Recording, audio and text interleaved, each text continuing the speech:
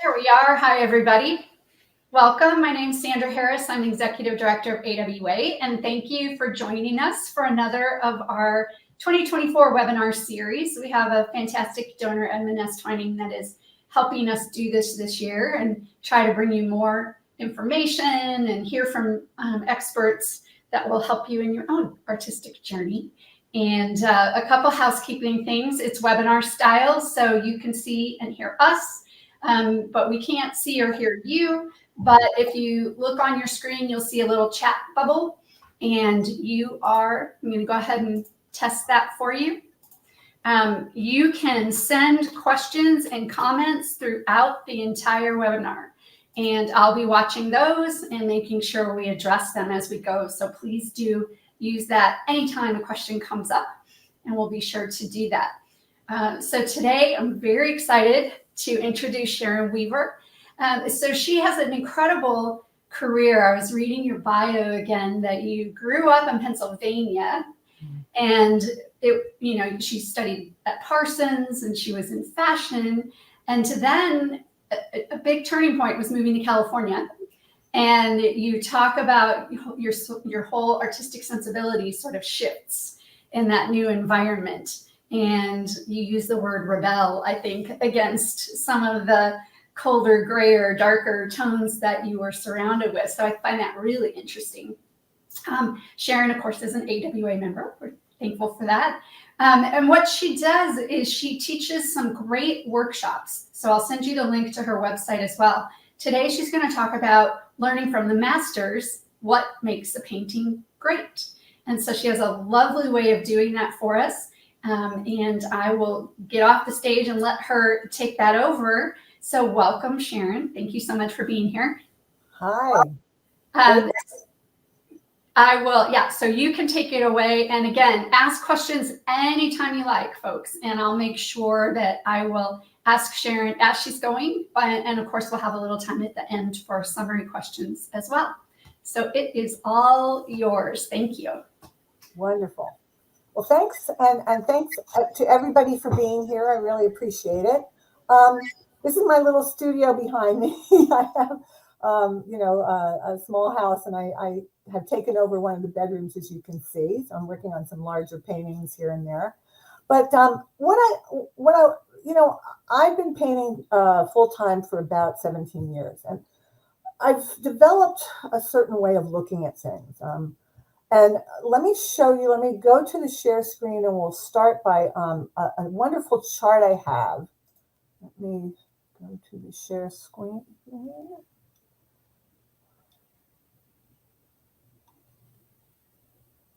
There we go.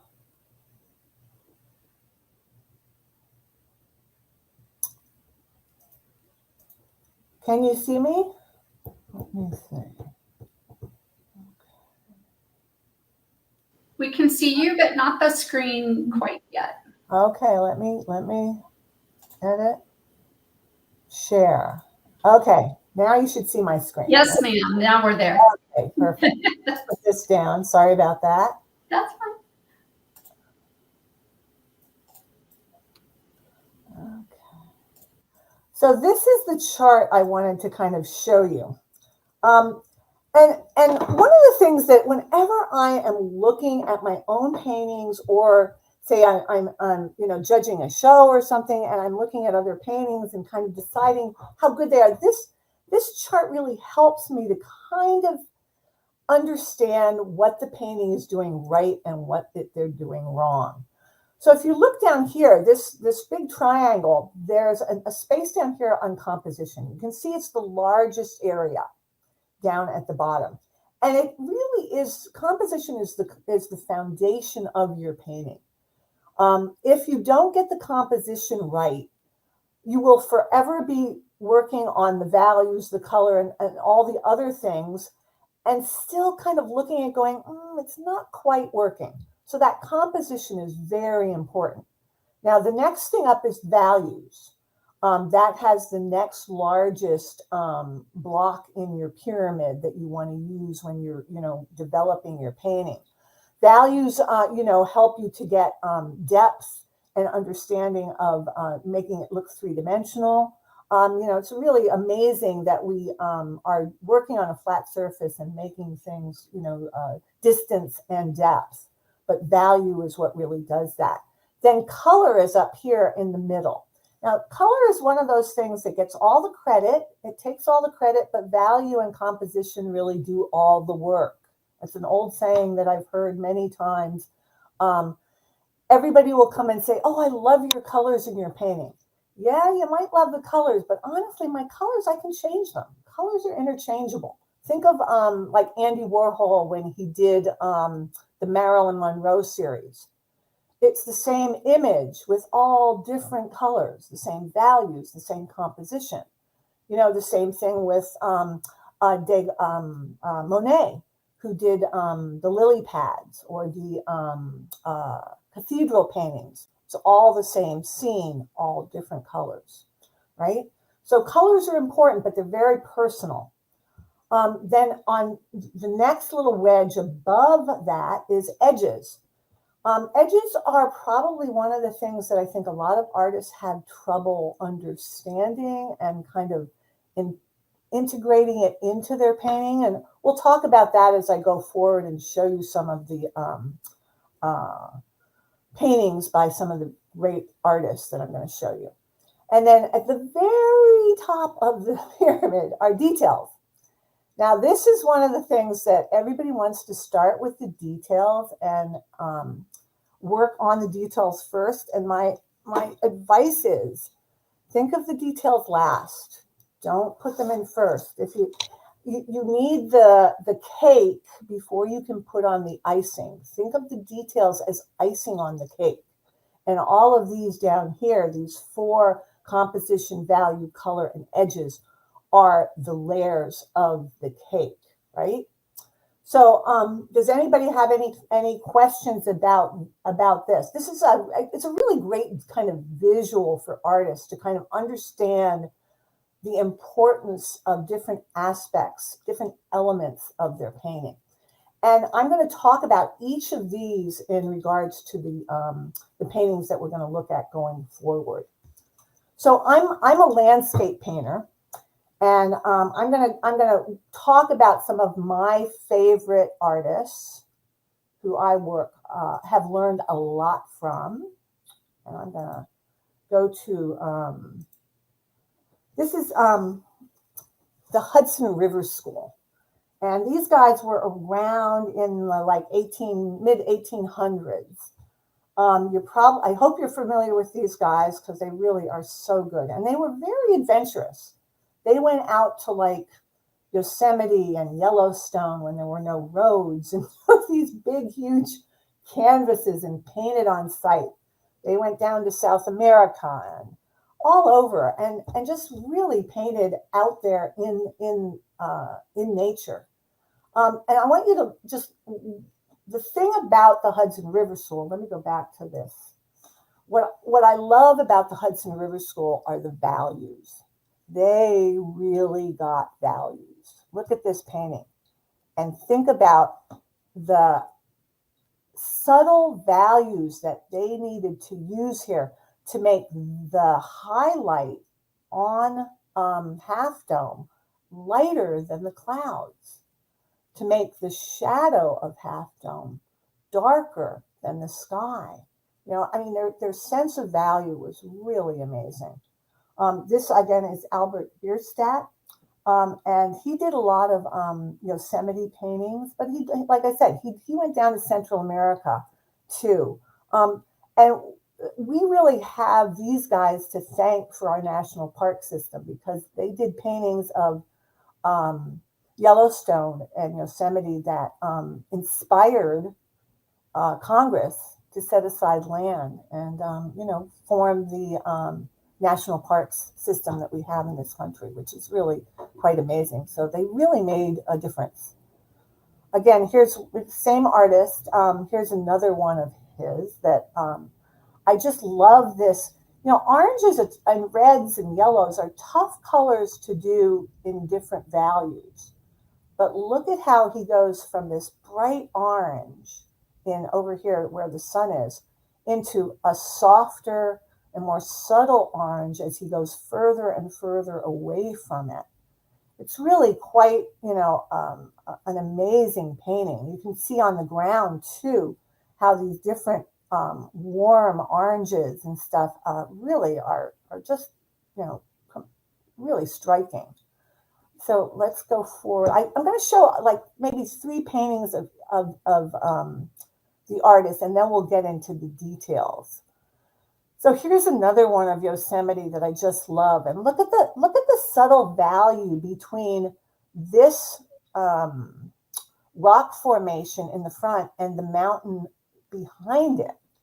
Again, the mountain behind it is darker than the highlights on the rock, but lighter than the shadows of the rock in the front. So when he worked, he was working with the values in a very limited area.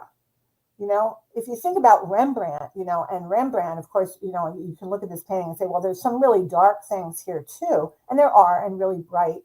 And that's, think about classical paintings. They worked in very extreme values, very dark and to light.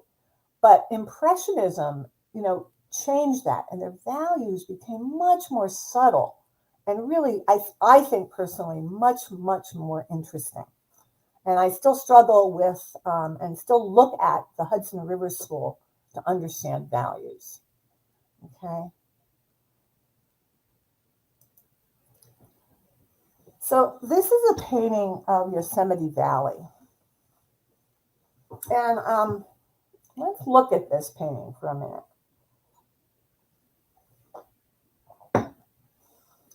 So I want you to look at the composition, right? And how masterfully that's done.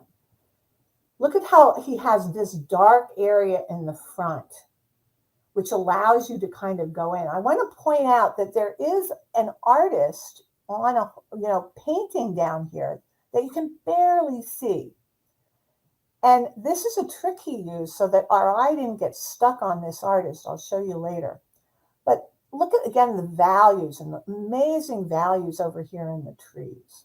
Just a beautiful painting. So let me go to that painting over here, and I'm going to keep it small so you can always see what that painting looked like when I start to change it and make adjustments on it. So, I bet you guys have heard of the rule of thirds. I know that was one of the rules that I was taught or told when I first started painting. But in kind of looking at the masters, not many of the masters followed this rule. So you can see right here, this is really the center of interest. Everything leads to it, and I'll show you that also. But the rule of thirds, nothing is really kind of on these crosses here on the rule of thirds. So I figure, well, rules are meant to be broken. And as artists, once we know how, we can break them. And these guys really did know how, and they broke quite a few rules. So I'm not real concerned about the rule of thirds when I'm working out my paintings. So here's kind of a sketch that shows you how this painting our eye works around this painting, how the composition works. So like all people, when there are people in a painting, you almost always will look at those people first. It's just, they've done a museum actually had a camera over a painting to see where people looked. And they found that no matter what, people will look at people first. So this is where most people will look first on this painting. And notice how the painting takes you around and in a circle. So you can follow the painting along this bright highlight that's on the water here that goes across. It's kind of the horizon line. And then you hit this tree, and the tree takes you up and takes you here, right? Now, it doesn't stop there, though. You can actually go up this way also with your eye. If you go up this way, up the rock, and then the clouds, see how the clouds kind of take you back around and back into this waterfall here. It's really, masterfully done and a beautiful circular kind of feeling where you can go around and around this painting forever. Your eye never kind of goes off. Even this line here kind of brings you down into this spot right here, right? So he has kind of a counterbalance. So even though he knows people are going to probably look here first, the waterfall up here coming down is kind of the counterbalance of this painting. And oftentimes when I do a painting, I will actually have a focal point and then a less important focal point on the painting that counterbalances. The same way I've learned from many of the masters do that. Okay. Next, I'm going to show you what happens in your composition if you eliminate something out of the composition. So here's the original painting, and there's these 3 trees right here, right? They're off center, but what they do is they kind of fill this big empty space here. In reality, I bet these trees were not there, and that he put them there to make to construct a better composition. Yosemite Valley, I know it very well. I don't think these trees are here. Maybe there are more trees, I don't know. But having these 3 trees here are very suspect that he put them there and designed that area in order to fill this space. It's still a beautiful painting, but it's not quite as compelling. It's not, the open space is a little bit too broad, a little too big, a little bit too vacant, right? So putting those 3 trees in, I think, really balance the composition. Not to mention that if you look at it now, this side seems a little heavy over here, with these 3 trees. I think it's a much more balanced and even kind of a composition happening. So that's the composition end of it. So let's talk about the values. This is where I really think the Hudson River School excel. I mean, they're good at everything, believe me, but values are just, phenomenal. So I reduced this painting down to black and white. So let's look at it. Again, a lot of the Hudson River School paintings, they put dark in the foreground. And that dark allows you to kind of go into the painting. It kind of leads your eye into it. But I wanted to kind of show you, look at these trees, the values of these trees over here. And I'm going to zoom in a little bit to show you those trees and how amazing the values are here. Because again, he doesn't have a really dark black and he doesn't have a really white, but they're so soft and subtle. I mean, look at these values over here in this. Just beautifully done.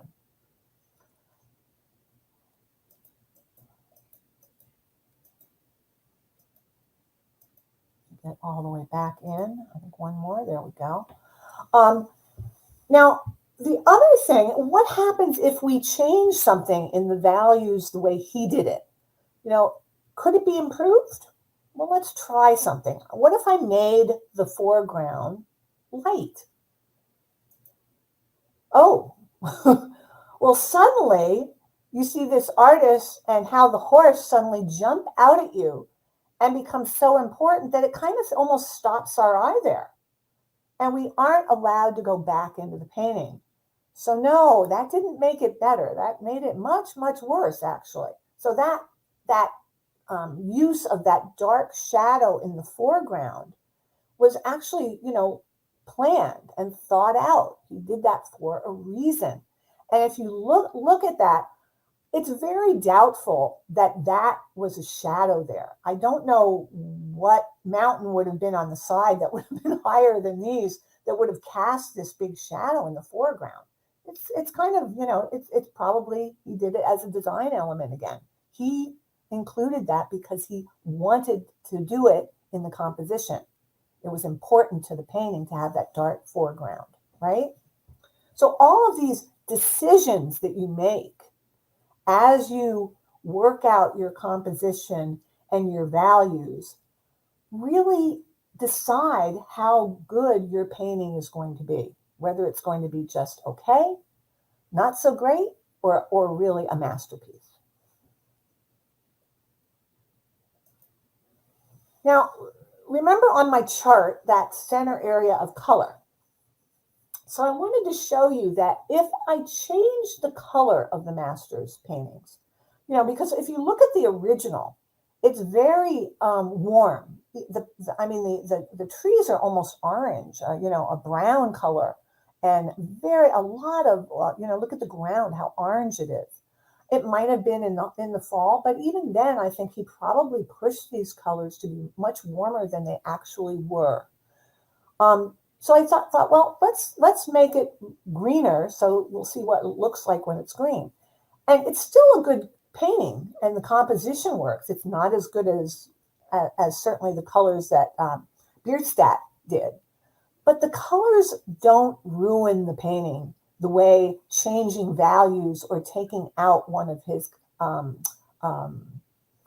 composition elements, taking out those trees in the center, how that changed the entire painting and made it not as good a painting, right? The other thing on my chart had to do with details and edges. Remember how I talked about the edges in the beginning there? And I told you about edges and how soft edges really, really can make your painting so much more interesting. So here I've sharpened all the edges, and look at what happens. Suddenly, again, we don't know where to look. When the edges of the mountain over here are as hard as the edges of over here, it suddenly becomes more important.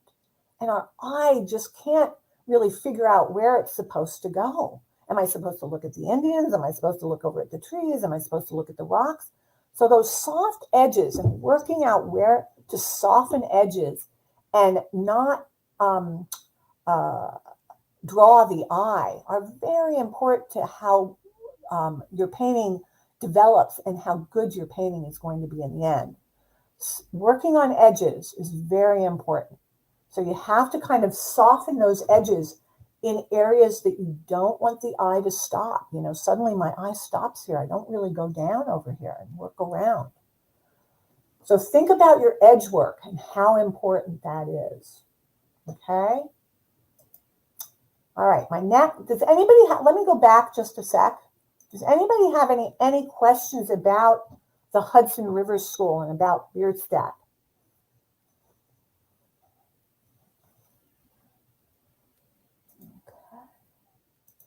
All right, I'm going to go through and my next artist is Edgar Payne.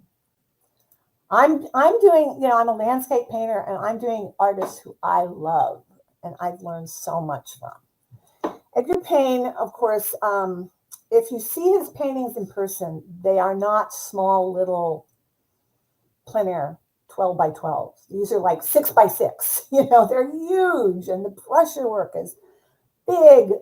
He used the size of house painting brushes. You can see actually one brush stroke right here, probably a 4-inch brush, and he used thick paint, and it's just, when you see them in person, they're just spectacular.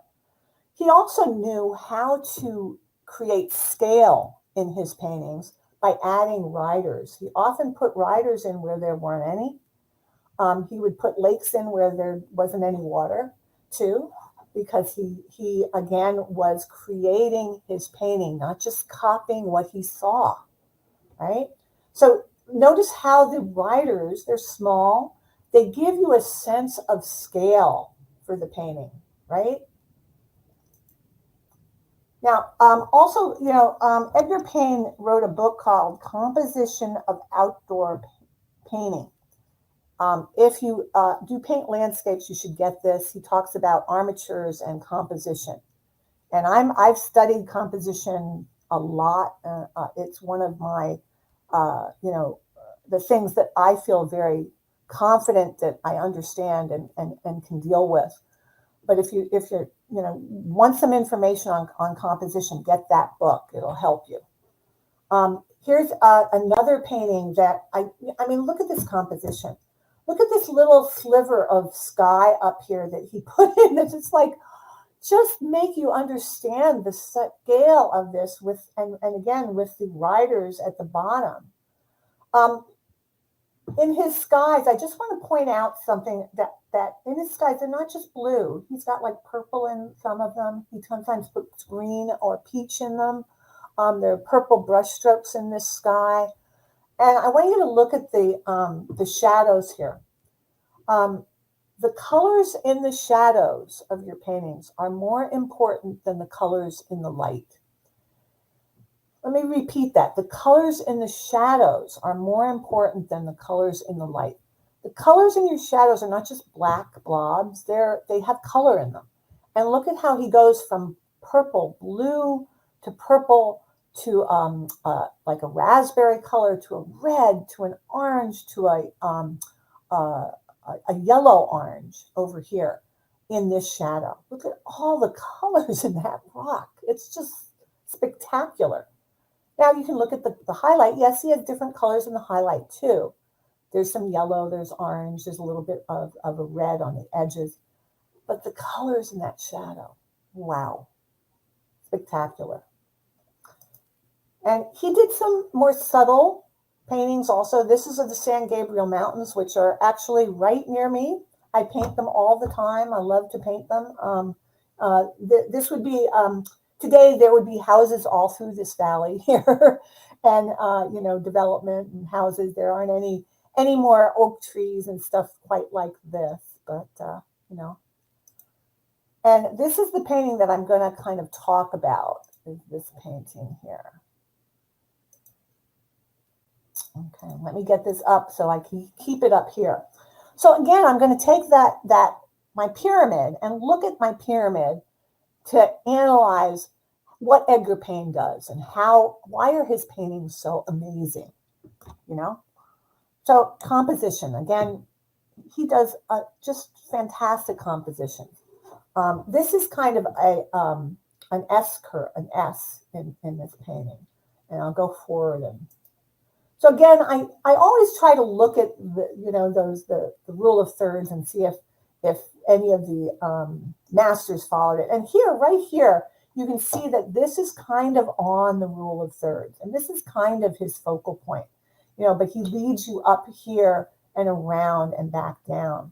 But the rule of thirds does kind of work here, yeah. In this painting also, I believe that this lake and this shoreline were not actually there. They might have been, but they kind of look like they were added on. And I've been in the Eastern Sierras a lot, and I don't recognize this spot. So I think he kind of added this foreground, again, for scale and for other things too, but I'll talk about that later. So here's the construction. Here's how this painting moves, the eye moves around this painting. You kind of enter, for me, I kind of enter over here and come up, kind of go up here, go up this line up here, up the mountain, back down, and back down here. It just moves me around. I love this little tree, probably wasn't there, but without it, your eye might just go right off the page. Putting that tree in was key to understanding how this composition works. So what if I change that? What if I take this tree out or take all the trees out? What'll happen to the composition? Ooh, well, yeah. Suddenly, and this particular painting is called Solitude's Enchantment. So he wanted this painting to be somewhat welcoming and warm and make you feel like you wanted to be there. But when I take the trees out in the foreground, look at how those trees are like welcoming mats to me. They welcome me into the painting. And without the trees, suddenly that mountain kind of becomes a little bit scary. It's kind of overbearing. It's kind of like, do I really want to be there alone? I don't think so. It's the trees that make it kind of welcoming and make you want to be there. They really kind of pull you in to the composition, to the painting, right? So look at how not having the warmth of those trees really changes the kind of mood of the whole painting. Now it feels kind of cold. There's a lot of snow and, I don't know. I don't know if I'd want to be there, but with the trees, very, very nice. I'd love to be right here with where these rocks, where these trees are. Also, look at how warm these trees are again. They're not just green. They have a lot of orange in them. They're very warm.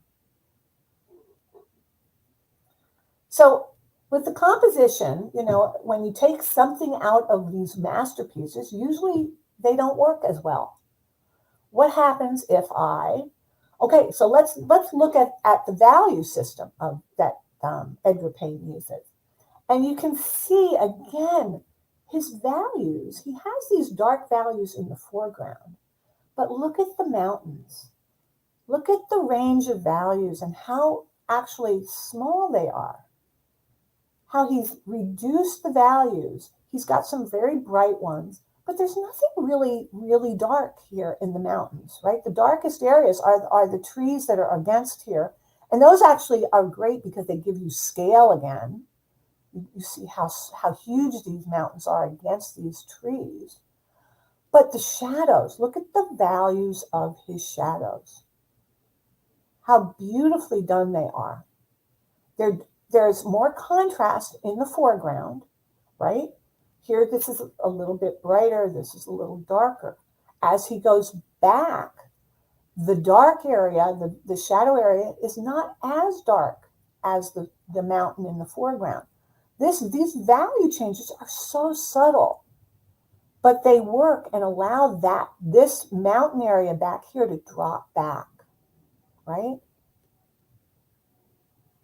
Really understood values very well. And don't, again, think about your shadows, the colors in your shadows and the values in your shadows. Don't make them black. Don't make them too dark. Okay. Because what happens when I do make them really dark? It's not the same painting. It's not going to be nearly as good, right?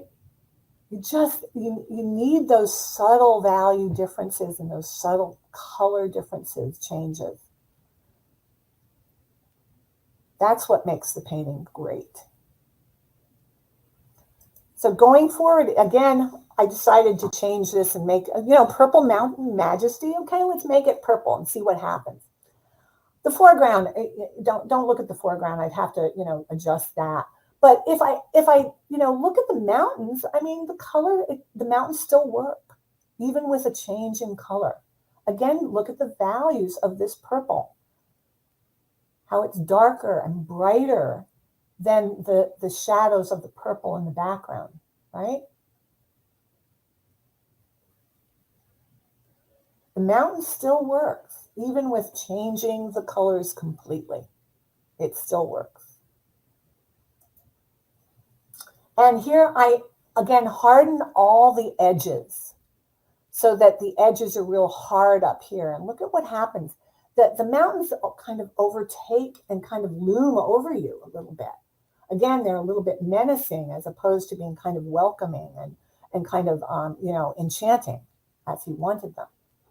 So all these decisions that you make as you paint your painting help to make your painting better. You've got to think about these decisions. All of them make it better. Okay. Any questions about Edgar Payne?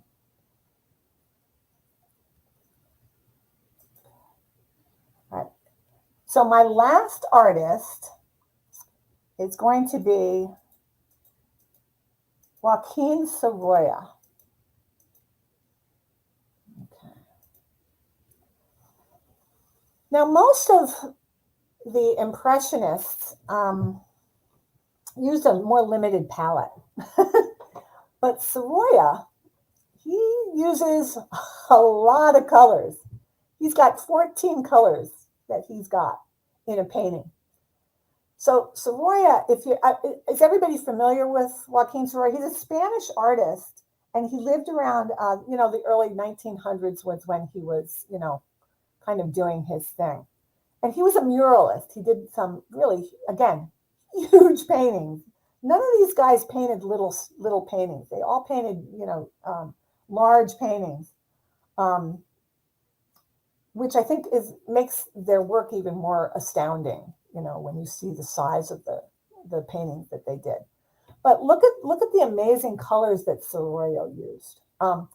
Cadmium yellow light, cadmium yellow medium, cadmium yellow deep, cadmium orange, cadmium red light, cadmium red medium, cadmium red deep, rose madder, cobalt violet, ultramarine blue, cobalt blue, Prussian blue, viridian green, and chrome green, plus flake white, ivory black, and yellow ochre. Now, Soroyo used black. I don't have black on my palette personally. I don't use it because studying Monet, he started by using black and took it off his palette. And I figured anything that's good for Monet is good for me. So I do not have black on my palette. And I use, so I don't use any black at all. I don't use flake white either. I use titanium white. But a lot of these colors are on my palette that I use. Now, Soroyo is kind of an impressionist colorist. So here's one of his paintings that, wow.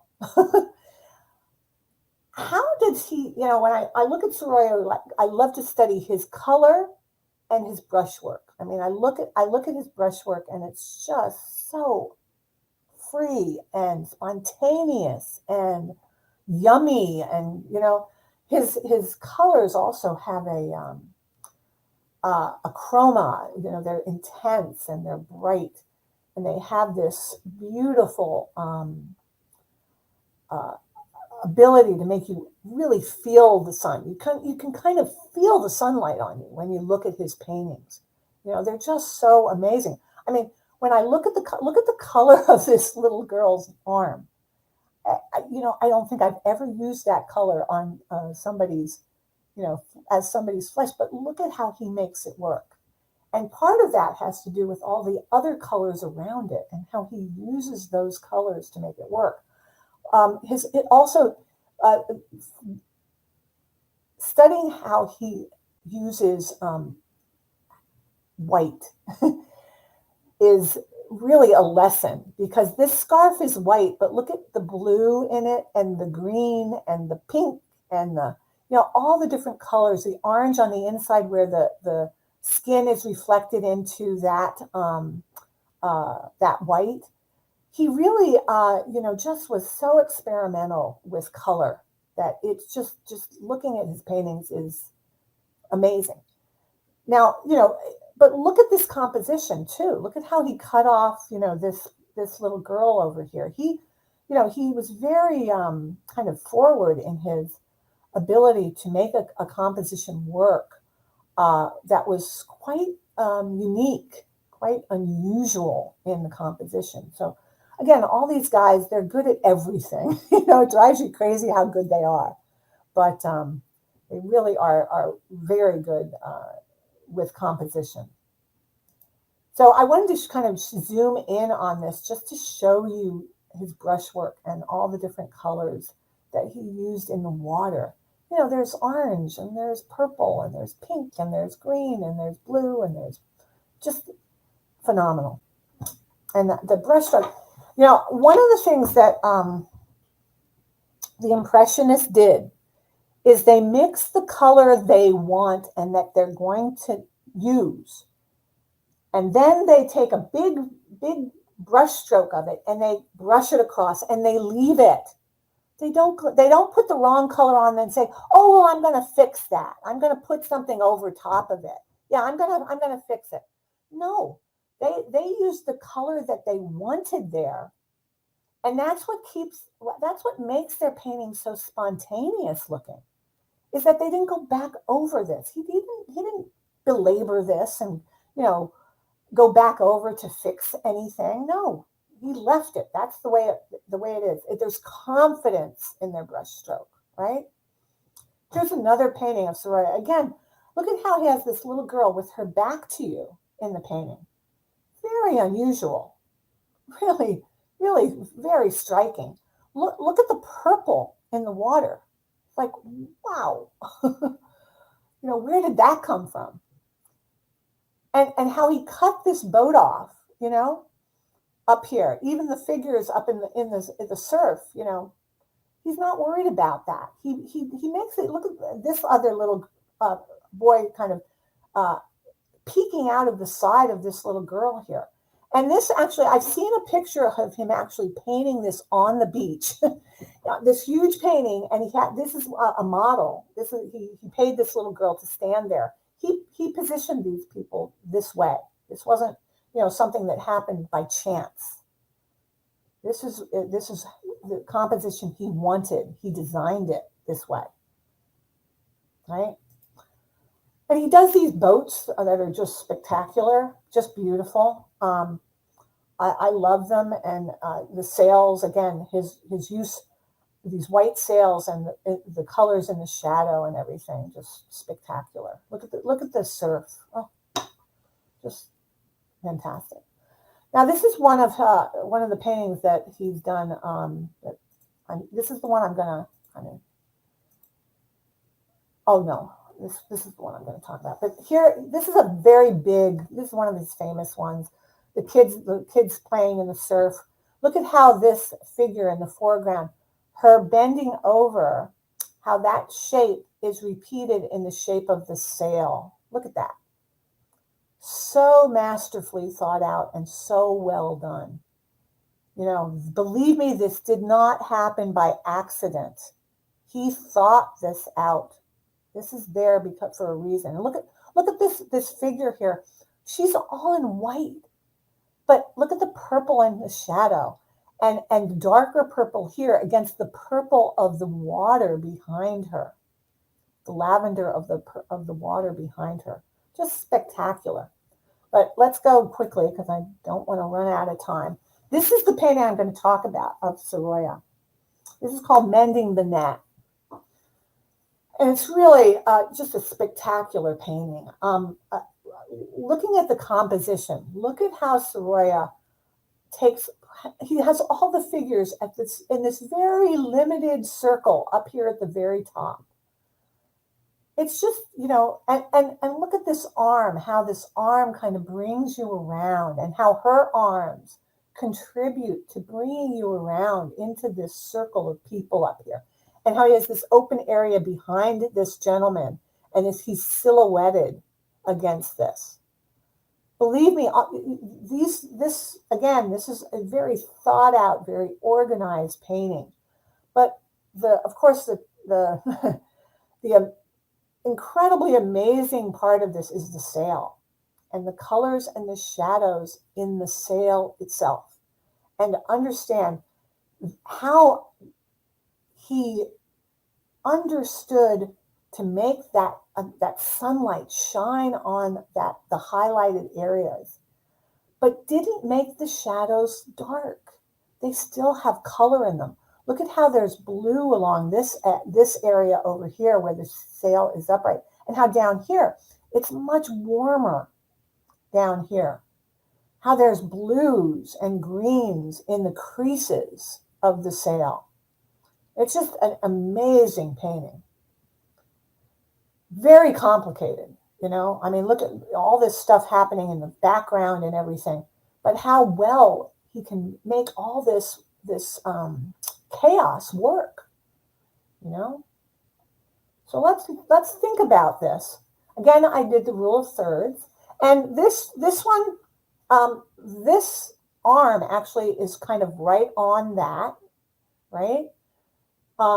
And look at how all of the heads and the faces of the people are in this one little rectangle up in the center, all right here.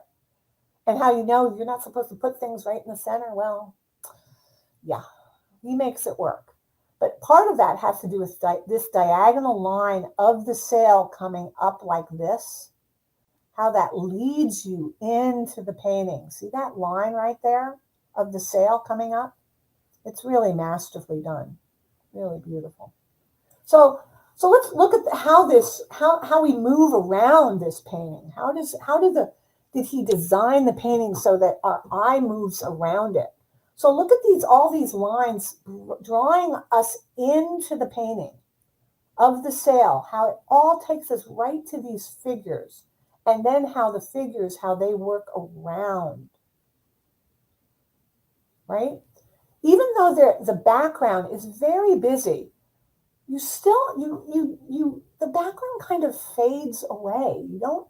Your eye doesn't really go to the background. The background is not the main character in your play. If you think of your painting as a play, who's the star?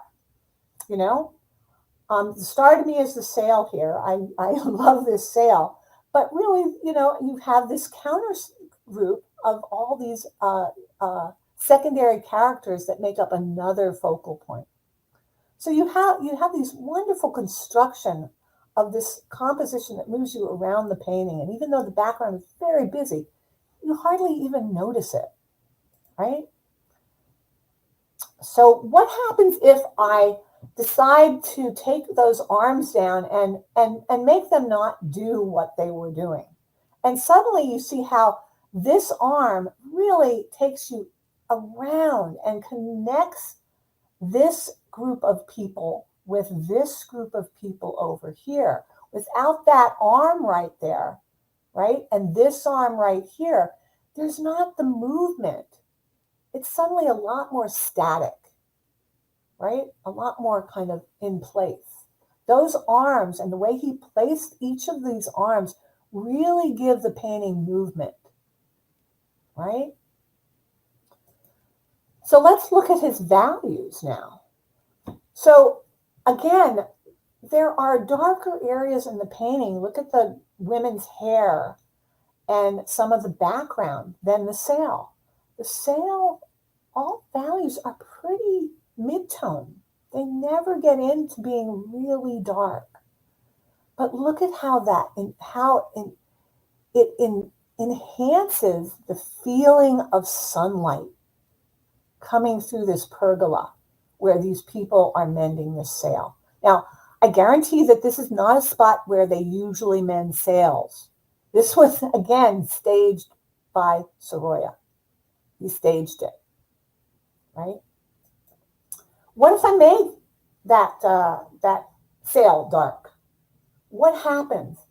Well, for me, what happens is you suddenly move. The sail isn't like the main character anymore. The people in the background become the main character of my play, and the sail is just kind of like a stage for them to be on. Whereas in the original, if I look at the sail is so dominant. All those beautiful colors and those highlights on the sail. It's like, wow, right? Say I change the color of the sail and I make it cool. Not nearly as beautiful as the warmth. Look at how warm that shadow actually is. Even though it has a blue tint to it, it's still quite warm, right? It doesn't get into a true blue. It has a little bit of yellow ochre in it. Okay? Now this one is not as important with the edge work change, but I did want to kind of point this out a little bit because what happens when you change the edges on this is that the background suddenly comes into focus. See how the background suddenly becomes more important than it was in the original one when you sharpen the edges of that background.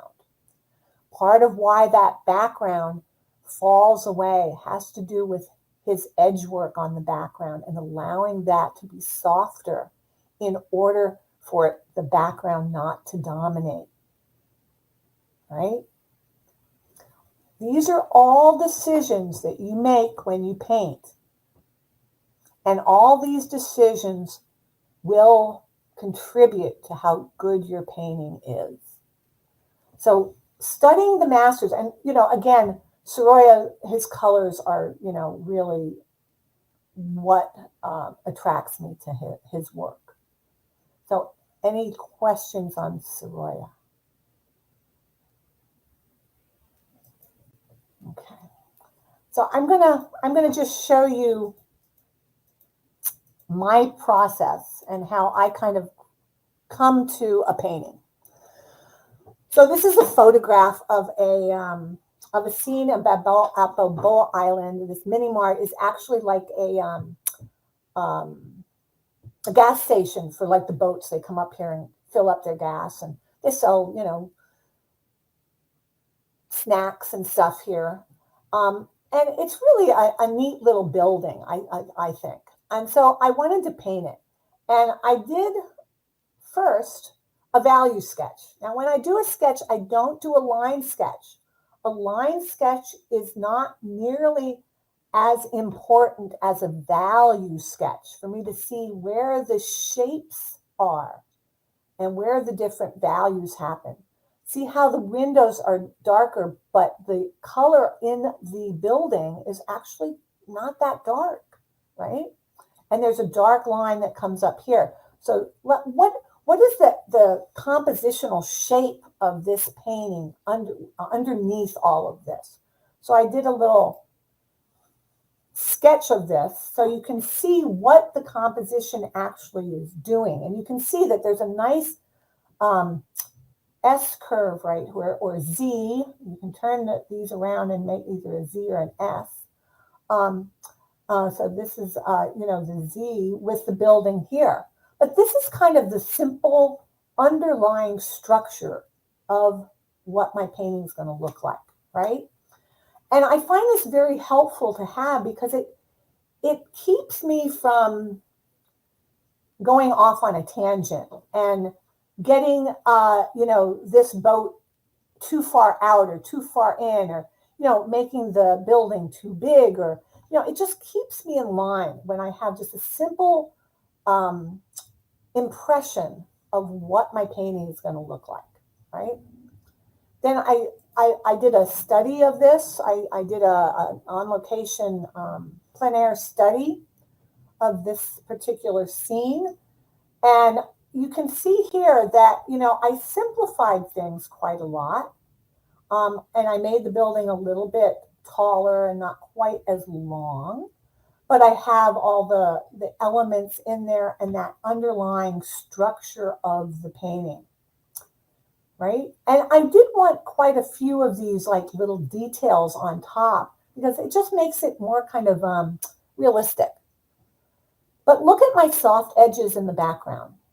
Notice how that background falls back, right? I don't want hard edges back there, soft edges. And then this is my finished painting that I did of the, that I think this is 30 by 40 of this painting, of this particular scene. It's quite different than the study. I started the study and I did the colors kind of brown the way the original plein air painting was.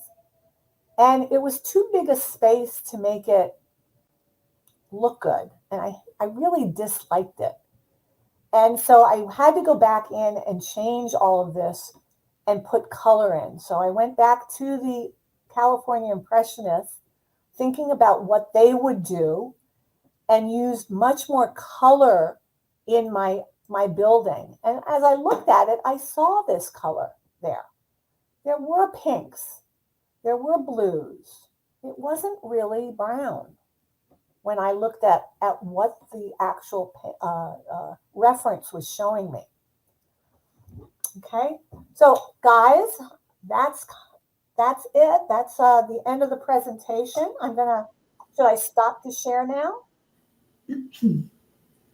Well, thank you, Sharon. I think everybody was so enthralled that we didn't have a lot of questions going through, but people were making positive comments. You're hearing this is wonderful. People were making sure they caught the book name. Somebody who's on from Alabama had vacation in California and saw your paintings like 10 years ago and is a big fan. Oh, how fantastic. So they just haven't had a lot of questions because I think the presentation was so fascinating, myself included. So now if you all have any questions as we start to wrap up, I'll ask the one that I have. So, I think that triangle that you shared at the beginning with composition and then moving your way up to details and then comparing that to showing us the evolution of your idea for your work at the end. Do you usually start with a value sketch? Do you sometimes start with composition? Does it differ? Well, the first thing I'll do if I have a reference, now you can see the painting, that last painting of the boat with it. I'm out and there's a million things that I could paint. Right. So I take, and it's wonderful that we have digital cameras. You can take as many pictures as you like. And then I'll get home and I'll look at them and I'll decide, and so I work out the composition on Photoshop by cropping my photos first. That's, really, is like I said, the backbone and the foundation of your painting. So you need to work that out before you do anything else. Mm-hmm. What am I going to paint? Where's the composition? And you saw how I worked out the structure of it with that, that Z line through it and stuff. Right. The Edgar Payne book tells you about a bunch of other they're called armatures, these shapes that he sees in the landscape. And I've studied it enough that I see those shapes now too. That's very sculptural. To think about armature. Yes, that's interesting. Absolutely. Mm-hmm. And and then I will I almost always do a value sketch. Okay. I don't anymore, honestly, when I'm out painting plein air, because I don't need to, but that's after like 15 years of always doing a value sketch. Mm-hmm. So I highly recommend doing that value sketch. And if you don't understand the difference between a value sketch and a line sketch, look it up. A line sketch is just the outline, but a value, you show the shadows and the shapes as a dark outline of it. Mm-hmm. So those value sketches really are very helpful, very helpful. And I think your use of digital tools is so incredible because I was thinking about if you were just looking at a painting in person, of course, it's a different experience. You're seeing textures differently and so forth. But your ability to pull a piece out and then change the color and then change those values was so informative. And I think it really helps you to understand those different steps that you have to think about in order to make your painting work. Mm-hmm. It's not easy. This is hard stuff. And you're thinking about dozens and dozens of things to bring together. So it's quite complicated, Somebody commented, you're getting lots of wonderfuls. And then somebody honestly downloaded Photoshop this morning and has a lot to learn. But I really loved your use of it today, because many times we think about editing, but this ability to remove and add back in as you're thinking about something is really fascinating. And that you use that before you paint. Well, oftentimes with my paintings, I do a lot of kind of Western art where I have guys on horseback with cows behind them. Right. I'll move those cows all around behind them to get them to be where I want to with Photoshop. I love that. Because you can't just trust that you're going to get a perfect photo. You have to be able to manipulate these things in order to make the composition work right. I might add a dog into the scene, that isn't there. I do all kinds of things in Photoshop. I'll take a little dog from another photo that I have and drop him into one of my paintings, one of my photo references that I'm going to do a painting of. So, if you can kind of start to figure out how to work with Photoshop, it really is extremely helpful. Yes, really that was fascinating. A couple of the questions. So somebody was in a different time zone. Yes, this is being recorded and we will post it to YouTube. I will email the YouTube link to everybody who registered. So you can go back and see it. All the webinars are on our YouTube channels, American Women Artists. So yes, you'll get to see it.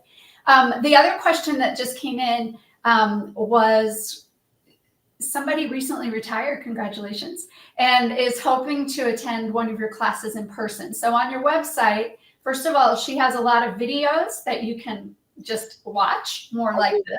Yeah. But then do you have plans for online workshops coming up?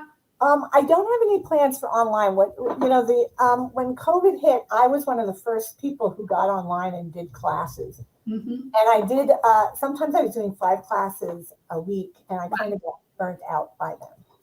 But I do teach at a Klein Academy of Fine Art. And on Klein, they have videos that you can rent of how to paint the sky, how to paint a mountain, how to paint highlights, how to paint, so go to Klein and at Klein Academy, it's KLINE Academy of Fine Art, and you can rent those videos that I did. I did a bunch of them through Klein, and they have them on the website. I'm going to drop that web address into the chat right now. So there's that. So that's wonderful, because I know I've heard varying opinions about teaching online and teaching in person, and studying online and studying in person. So I think it's different for everyone. During COVID, I mean, I really, for 3 years, I was online a lot. Yeah. And like I said, it just it was enough. I was kind of tired of it. And, but I have, like I said, that, a lot of the videos that I did online are recorded, and you can are online. That's great.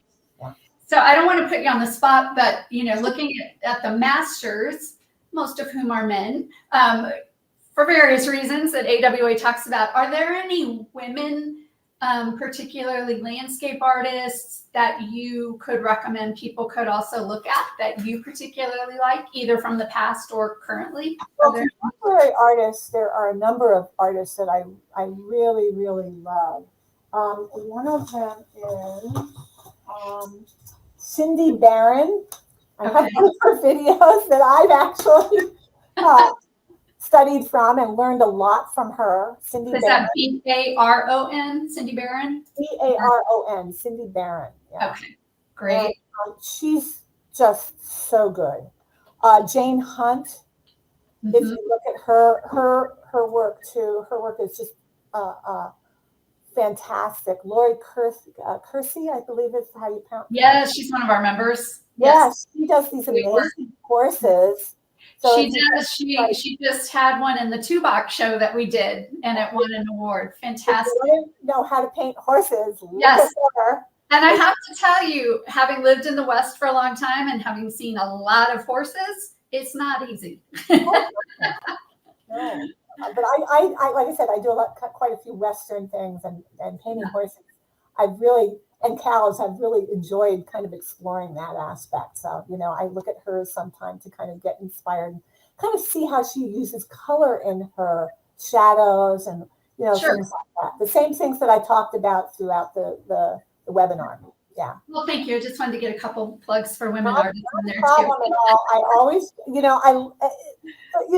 issue back, one of the things is, that women were even really great artists, if they were married to an artist, they didn't want to compete with him, and oftentimes they would do watercolor instead of oil. Right. And my theory is that's why watercolor gets a bad rap, is because it was a women's focus. That's interesting. Yeah, I don't feel that way. I think watercolor is amazing, right? But it's unfortunate that, but I think that it's because of that, Interesting. But, so a lot of the, unfortunately, a lot of the women were not kind of using oil paints back then, a lot of them. Yeah, some of our women artists that paint in water, Sandy Delahunty, Daniela Wernick, their watercolor work is unbelievable. So it has really right. And gained. So somebody said to tell you thank you, enjoyed it so much. You're a big fan from Alabama. Are there any last minute questions before we go? This was wonderful. I learned so much. Really, really enjoyed it. I'm going to be looking at paintings differently. When you start to look at them, and kind of understand that that pyramid of, what Yes. they needed to do to make it great. I found that very helpful. It really helps you to kind of analyze them a lot easier and understand what they did that really makes that painting work so well. Yeah. Thank you. And you explain it beautifully. So if there are no other last minute questions, I think that'll be it for the day. Thank you so much. And again, you'll all get a copy of this and it'll be on YouTube and you can see the other webinars. So if you like them, let us know and we'll hopefully continue to do these. So thanks again. And thank you everybody for being here. And we'll see you next time. Bye. Bye.